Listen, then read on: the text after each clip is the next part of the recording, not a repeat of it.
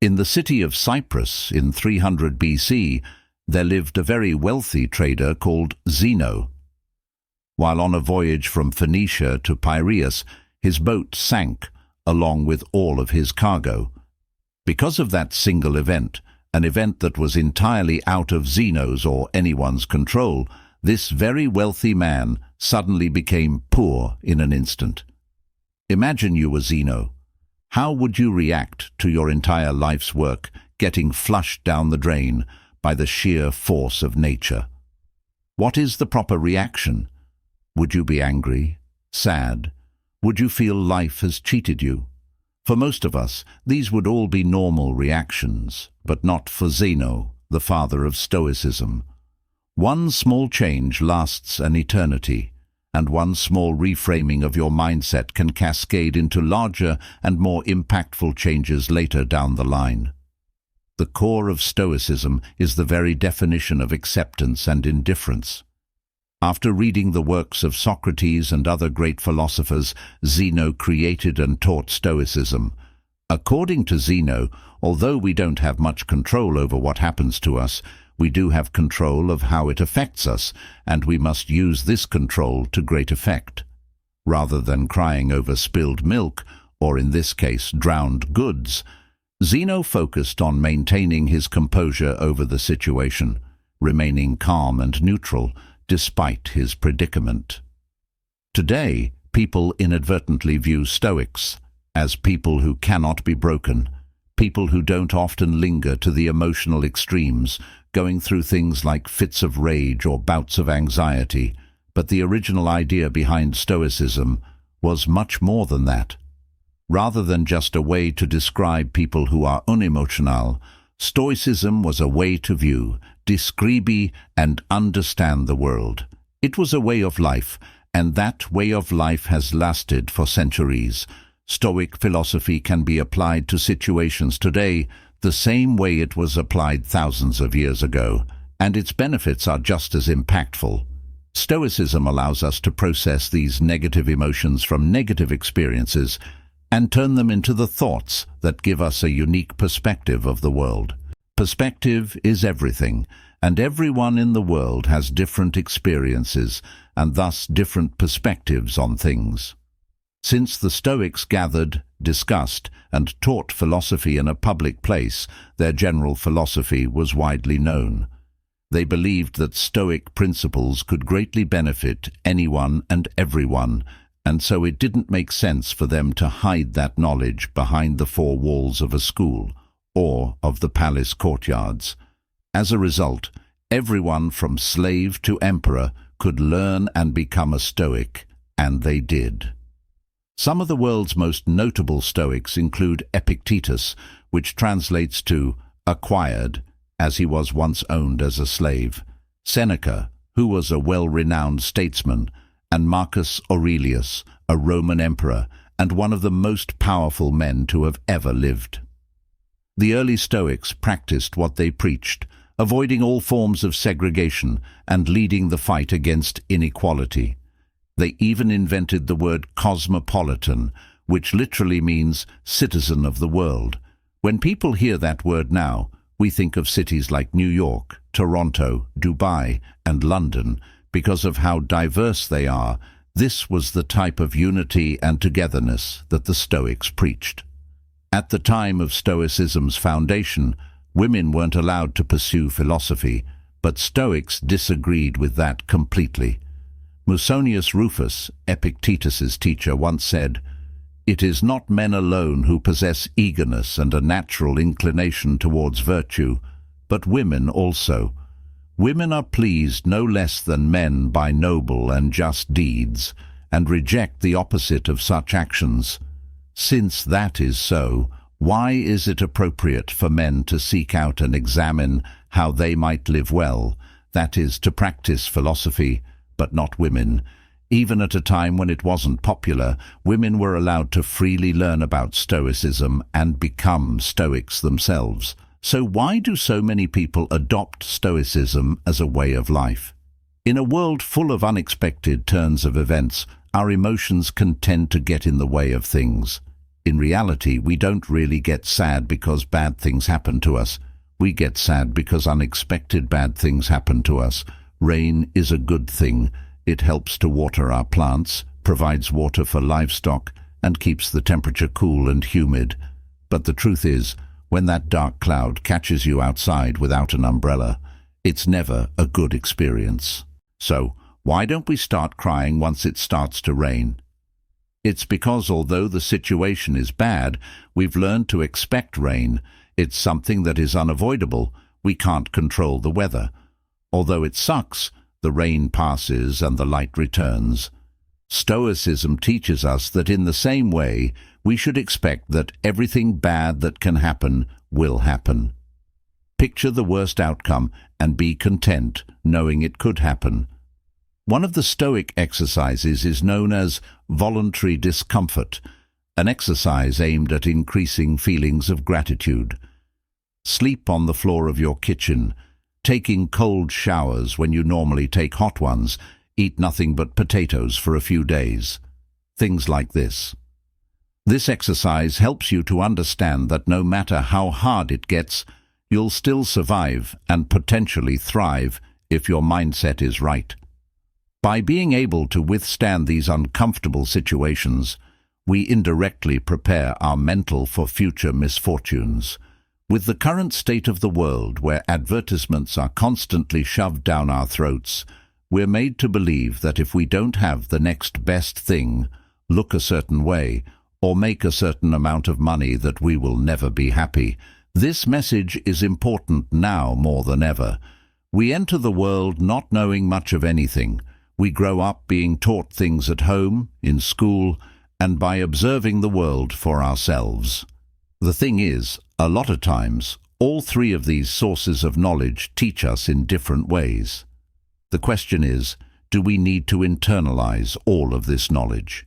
If we do, we could unknowingly be setting unrealistic expectations for our lives, leaving us ultimately disappointed and unsatisfied in the end. That's no way to live. We should instead focus on improving ourselves, for ourselves. We should do things for ourselves, and only for that reason. Attaching any external hope or secondary attachments to the actions we take almost always lead to disappointment. Most of the time, we end up trying to fill that emptiness with external things. Blowing all your money on a fancy car, a house, or even starting a family. Sometimes we do all of these things for their external value and not their internal value. But Stoicism teaches that if you approach life this way, you place your happiness in the hands of external forces, forces that can always fail. Cars almost always break down, natural disasters wipe away entire cities, and divorce rates climb higher and higher each year. But even the free things in life come at a cost. The cost of space, both physical and mental. As Seneca once wrote, learning to live with less will create space in your life for the things that truly matter to you. Instead, we must place our happiness on our intrinsic value as humans and on nothing we have or can physically acquire. We must choose to do our best to keep a cool head, regardless of what life throws at us. Because regardless of what it is we want, at the end of the day, we don't have any control over the majority of things that happen to us, but we do have all the control over how we react to those things. That is the dichotomy of control, the most important principle in Stoic philosophy. In the words of Epictetus, the chief task in life is simply this: to identify and separate matters so that I can say clearly to myself which are externals not under my control, and which have to do with the choices I actually control. Stoics teach that we must learn to separate what we can control from what we cannot control. We need to determine our value not from things we can't control, but from the things we can. Striving towards goals is a good trait, but breaking down when those things don't go your way is, in a Stoic's point of view, useless. Making YouTube videos is, well, a lot easier than being a Roman emperor, but it can still prove to be challenging sometimes. First, you must form your idea, which takes forever. Then research that idea, scrap it because it sucks, start over, script the video, create the video, edit it, make the thumbnail, title, and everything else before you hit upload. Everything up until the point where you click upload is all up to you. However, once you click the upload button, the power shifts to the YouTube algorithm. Still, a lot of people judge the success of their YouTube channel or Instagram account based on how many views and subscribers or followers that they have, metrics of which, for the most part, the ancient Stoics respected moderation and silence as wise practices because they knew that not, according to the Stoic philosopher Epictetus, everything we think or experience ought to be shared with the rest of the world. There is only one path to happiness, and that is to stop worrying about things that are outside of our control. With this insight in mind, let's examine the 7 lessons that Stoicism imparts to us in the search for wisdom and inner strength. One of the core tenets of Stoicism is don't speak poorly of yourself. The idea that talking badly about oneself is forbidden is one that promotes inner strength and resiliency. Thus, you are beyond your control. Stoics teach that instead, you should judge the success of your work based on the amount of effort you put in, and not the outcome of your external hopes. Trust the process. Living with less means unbinding yourself from the societal handcuffs that you've essentially put yourself into. Think about a person who has been working hard at their job for the past 6 months. He now feels he deserves a promotion, and so he walks up to his boss with his performance report. The boss says thanks, doesn't grant him the promotion, and he goes home thinking he must suck at his job. He doesn't consider that the boss might have simply woken up angry. Someone else might have been better qualified at that time, or maybe the company was just losing money and just couldn't afford it. He doesn't know the reason, but he's still upset. If he simply placed his value on the quality of the performance report he turned in, kept doing what he was doing to earn the promotion he wanted, he could have been much happier overall. With the right perspective, his goal wouldn't have been diminished, but just postponed. It's this reframing of your mindset that is crucial. A true Stoic does not view their successes based on the financial gain of their ventures, but is comforted by the fact that they can live a comfortable life without all the things money can buy. There are the 4 main virtues of Stoicism: wisdom, courage, temperance, and justice. Wisdom is being able to separate between what is internal and what is external, and the ability to choose our reaction to the things that happen to us. As Viktor Frankl said, between stimulus and response, there is a space. In that space is our power to choose our response. Courage, 2 words, persist and resist. Temperance or moderation is what I just did there, doing more with less, saying more with fewer words. While Jeff Bezos and Elon Musk are fighting at the top of Forbes's list, Stoics believe that the limit of wealth should simply be having what is essential and then having what is enough. Justice is the most important of all the virtues. It instructs that no one should do harm to another because we were all born for each other, to do good to one another and not to ourselves. Nelson Mandela was one of the most famous African leaders in the world. While he was fighting against apartheid, he got sentenced to life imprisonment, where he stayed for 27 years before finally being released. When he was released from prison, he was elected president of South Africa, and thus many people thought he was going to brutally punish all the people that had anything to do with apartheid or his imprisonment, but of course he did not. Throughout his time in prison, Mandela read the works of Marcus Aurelius and learned many of the core values of Stoicism, all of which he practiced throughout his life. Instead of calling for the heads of the wrongdoers, Nelson Mandela urged his people to instead seek the opposite. to relax and rebuild. He stressed that the past was now beyond their control and that the only thing they could do was to find a way to move forward and build a better nation. This is the way of the Stoic.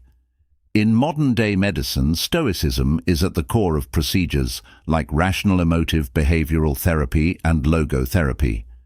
REBT helps patients to identify negative thought patterns that might be causing emotional and behavioral issues. It allows you to challenge the reasoning behind all these negative thoughts with logic, and when you realize that many of them are unfounded, you can then replace them with more productive and healthier beliefs.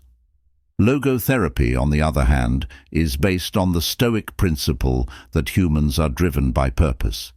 Even in the darkest of situations, we can fill our lives with meaning and happiness by simply finding out what that purpose is. As many of us know, though, this is easier said than done. It's a process, much like everything else. We have to rewire the way we think. Out with the old, in with the new. To fix our problems with happiness, we must practice self-worth.